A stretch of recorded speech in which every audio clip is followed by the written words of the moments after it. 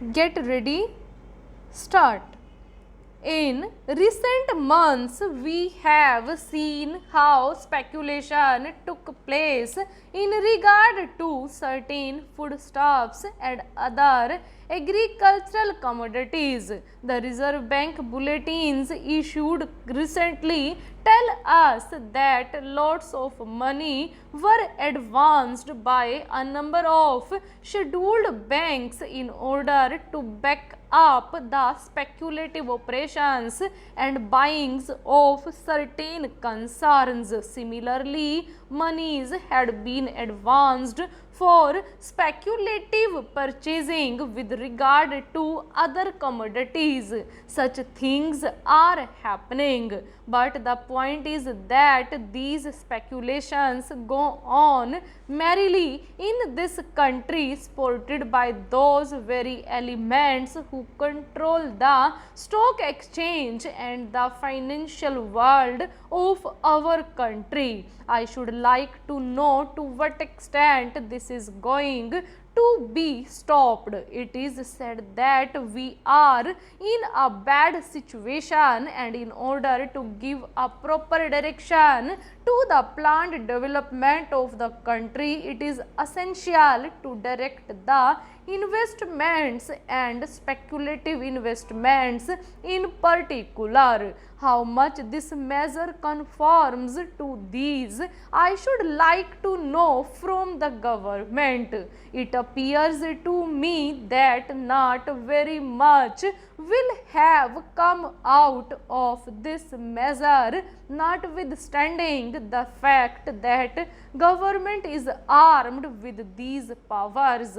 It is of vital importance today that we should have proper control of our investments that are taking place or cornering of shares in some cases.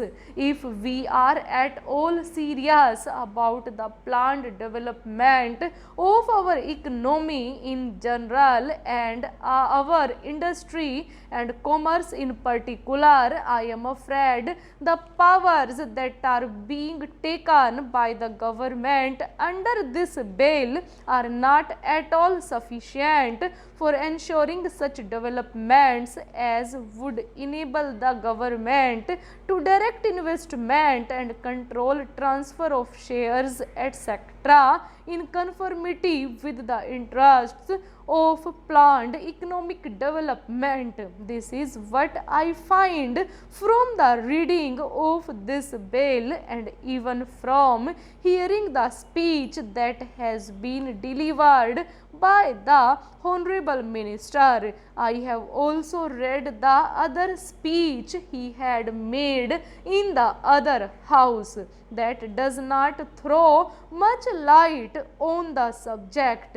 I am not surprised because when the whole thing was being discussed and mooted by the government, the approach of the government suffered from certain deficiencies.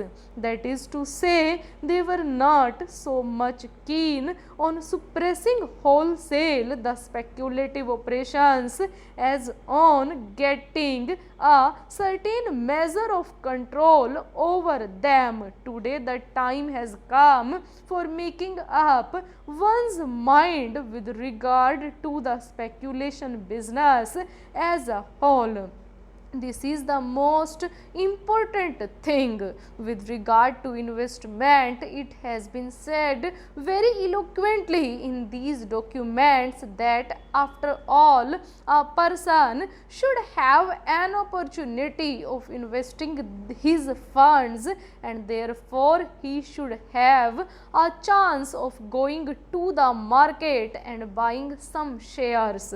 I can understand it, but what is the protection against his being cheated by certain people who have taken command of the stock exchange? What is the guarantee against that? Blank transfer is there, it is not abolished. Forward trading is there, contract is provided for. it is not abolished. Also, there are other ways and means of cheating the common man. As we find today, the common man goes in for investment. Very genuinely, he goes in for investing because he wants to save some money for bad days.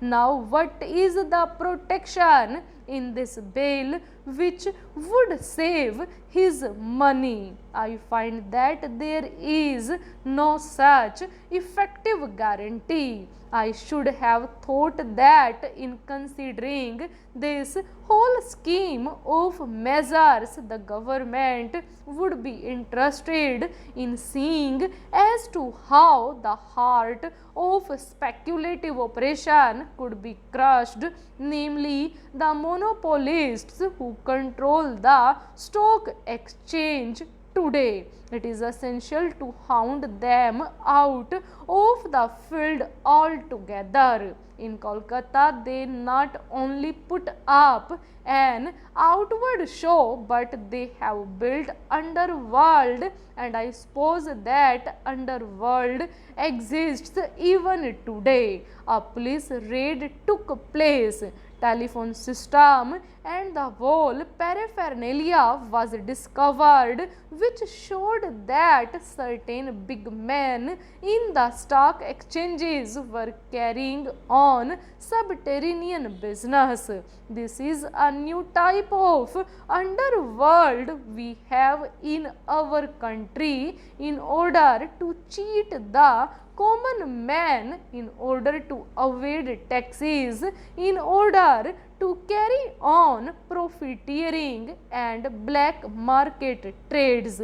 Lots of things came to light that day, and the newspapers gave a lot of publicity. We came across certain very big people. Some of them are very well known patrons of the Congress party, the ruling party, who were hauled up in this fashion. What has happened to them, we would like to know when we discuss such a measure. They are the kings in the speculation world. They are the tycoons of that field. I would like to know what has happened to such people. What are you going to do with these speculators?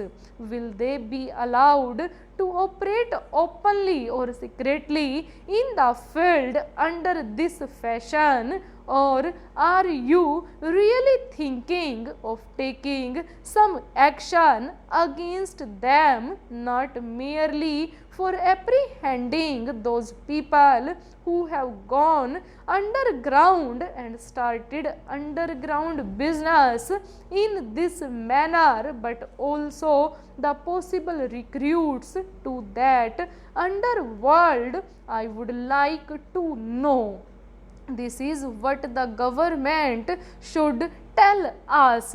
It is no use trying to bring in all technical questions, explaining one clause after another. This is important, but what we would like to know from the government is how you are going to check these elements who sit on top of the country as far as the stock exchange is concerned. These are very big and powerful people, and they need to be suppressed with a heavy hand in the interests of our economy. I find the Honorable Minister piloting this bill is completely indifferent to that aspect of the matter. There have been cases where a person, a speculator, so